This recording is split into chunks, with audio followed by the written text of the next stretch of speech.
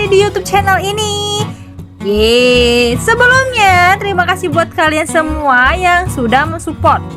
Support terus ya video ini dengan cara like, comment, subscribe, dan bunyikan loncengnya ya. Karena kali ini aku mau review video drama Cina yang menurutku ini sangat-sangat bagus di tahun 2022 ini. Judulnya itu adalah Tool, The Art of Love, dimana sebenarnya drama ini adalah drama lama, tapi selama 3 tahun tidak pernah ditayangkan sama Vincent TV. Selama itukah? Jawabannya adalah yes. Karena syutingnya ini dan trailer drama Cina yang satu ini sebenarnya dari akhir tahun 2019 sudah keluar, dan trailernya itu sendiri di Vincent TV sebenarnya sudah tayang loh. Jadi selama 3 tahun ini drama ini ditunggu sama semua pecinta drama Cina siapapun, termasuk saya. Nah, pemeran utamanya sendiri adalah salah satu artis favoritku, si wajah yang sangat manis sekali, yaitu Yang Zi, dimana dialah pemain lama, dramanya sudah cukup lama dan banyak yang bagus serta banyak yang booming, seperti Battle of Changsha itu di tahun 2014, Ode to Joy season 1 2016 serta season 2 nya 2017, Ashes of Love tahun 2018, dan yang banyak disukain yaitu Go Go Squid 2019 termasuk saya. Nah, si cowoknya siapa? Yaitu salah satu manusia tertampan di dunia saat ini. Siapa lagi kalau bukan si ganteng Xiaojan atau Shen Xiao. Ini dramanya booming sih menurutku. Maksudnya itu drama, salah satu dramanya yang booming adalah The Anthem tahun 2019. Dan Xiaojan ini adalah salah satu aktor muda Cina loh yang sampai sekarang ini banyak mendapatkan penghargaan apapun. Kalau support role-nya sendiri itu seperti Jai Jilu, Daisy Lee, Tante Suni Hao, Om Xia Jiking, dan lain-lain. Ya, kalian seringlah melihat wajah-wajah ini ya jika kalian rajin nonton drama Cina. Nah, jadi drama ini adalah kisah percintaan mereka berdua, di mana yang satu sebagai seorang dokter spesialis penyakit dalam, yaitu Dokter Gu atau Gue yang diperankan oleh si ganteng Xiaojan, dan pemain Celis, orang yang memainkan cello ya, yaitu Lin Zijiao yang diperankan oleh Yang Zi. Nah, Lin Zijiao ini suka sekali bermain cello, walau ayahnya Lin Jianguo yang diperankan oleh Om Xia Jiking tidak menyetujui. Why? Jawabannya adalah karena dia mengharapkan anaknya bisa bekerja, bukan menjadi seorang selis yang profesional. Nah, di akhir perkuliahannya inilah Lin Jixiao mendapatkan satu kenyataan pahit dalam hidupnya jika papanya mengalami yang namanya sakit positif kanker lambung. Di awal pemeriksaan, hasil diagnosanya satu pun tidak ada yang menyatakan ini adalah kanker lambung. Hanya diagnosa rumah sakit yang menyatakan sakit tukak lambung. Tapi Dokter Gu melihat kembali hasil pemeriksaan rumah sakit dan menyatakan bahwa ini bukanlah sakit tukak lambung biasa. Dan sebagai dokter bedah, dia meminta kepada keluarga Lin Zijiao kembali untuk melakukan yang namanya pengecekan ulang. Awalnya tidak disetujui, tapi pada akhirnya mau melakukan pemeriksaan ulang tersebut. Nah, setelah dilakukan pemeriksaan ulang, ternyata nih ya, beneran papanya sakit kanker lambung dan harus segera dioperasi. Ternyata Dokter Gu tidak salah melihat hasil diagnosa dari rumah sakit itu. Nah, dari di sinilah kisah perkenalan Dokter Gu dan Lin Zijiao berlanjut, di mana Dokter Gu ini menjadi dokter bedah utama dari papanya. Di awalnya sih dia tidak mau menjadi dokter bedah karena dia mempunyai trauma melakukan operasi. Operasinya kepada siapa? Jawabannya adalah kepada seorang dosen yang dia sangat hormati, yang menyebabkan meninggal dunia. Ini juga di awal episode diceritakan jika dia ingin pindah 100% ke departemen lain karena dia sudah terlanjur takut dan trauma. Tapi pertanyaannya adalah, kok pada akhirnya mau? Jawabannya adalah karena Lin Zijiao ini membukakan hati dan pikirannya terkait profesinya sebagai dokter. Dan akhirnya pun dia maju sebagai dokter bedah utama papanya. Mantap sekali drama ini. Lalu pertanyaannya, siapa duluan suka? Ya pastinya Dokter Gu lah. Dia menyukai Lin Zijiao karena pribadinya yang berani dan berhasil membantu menyembuhkan rasa traumanya. Seiring bertemunya mereka berdua, membuat mereka akhirnya sama-sama jatuh cinta. Nah, masalah besar yang dihadapi dalam hubungan mereka berdua dan akhirnya sempat putus adalah masalah pekerjaan Dokter Gu. Dan Dokter Gu ini tidak pernah terus terang kepada Lin Zijiao karena dia takut. Bahkan dia lari dengan cara menenangkan diri.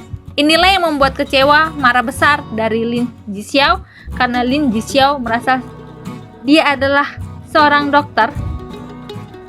Apapun kesulitan pekerjaannya, jangan pernah lari, tapi berusaha terus menemukan solusi masalahnya. Karena masalah Dokter Gu ini akhirnya melibatkan integritas rumah sakit dan direksi rumah sakit, di mana menjadi adanya rasa ketidakpercayaan kepada pasien. Tapi menyadari kesalahannya itu pun, Dokter Gu langsung melakukan permintaan maaf, bukan hanya kepada rumah sakit, tapi kepada pacarnya sendiri. Baguslah drama ini. Nah, menurutku yang menarik drama ini adalah satu, alur drama ini dan acting semua pemain, terutama pemain utamanya mereka berdua, itu natural dan penuh penghayatan. Rating sendiri, drama list 85, IMDb 89, dan menurutku adalah 90 karena sangat bagus sekali sih. Terus yang kedua, mereka berdua ini adalah dramanya sebagai aktor dan aktris dengan aktor dan aktris yang sudah banyak segudang prestasi. Salah satu prestasi mereka berdua secara bersama-sama adalah 2 tahun loh, 2019-2020 menjadi King dan Queen Weibo. Aku pribadi untuk di tahun 2021 ini ya, prestasi itu kembali mereka miliki, karena sampai sekarang belum tahu siapa King dan Queen Weibo untuk tahun 2021. Nah, karena drama ini sudah 3 tahun ditunggu sejak 2019, akhirnya pada waktu penayangannya 2022 kemarin, untuk reservasi penonton sendiri tuh sampai 7M loh, 7 million. Aku jarang melihat drama lama yang menurutku itu bagus akhirnya muncul dan ongoing ditunggu sebanyak 7 million. Dan 7 million ini wajar sih menurutku reservasinya, karena mereka pun menampilkan acting dan tidak mengecewakan sama sekali. Happy ending kah drama ini? Ya, kalau tidak happy ending mungkin kecewa ya, karena 3 tahun ditunggu akhirnya endingnya set, gantung atau membangongkan. Tapi ini tidak. Akhirnya menikah dan punya anak, walau sedih sebenarnya sih karena papanya Lin Zijiao ini akhirnya meninggal dunia karena kankernya metas ke pankreas. Dia meninggal tidak sampai setahun karena waktu tahu metas ke pankreas dan mencari solusi untuk pengobatan, Dokter Gu dan rekan sejawatnya akhirnya angkat tangan karena tidak bisa melakukan tindakan medis apapun.